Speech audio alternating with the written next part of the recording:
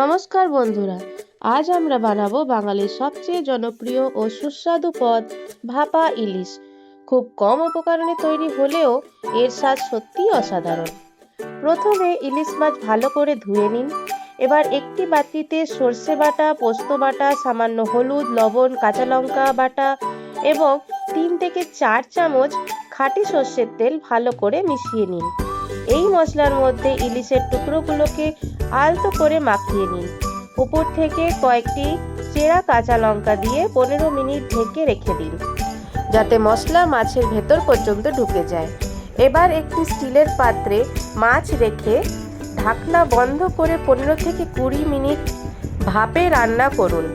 ঢাকনা খুলতেই সরষের তেল আর ইলিশের অপূর্ব গন্ধে মন ভরে যাবে। ব্যাস, তৈরি হয়ে গেল আসল বাঙালি ভাপা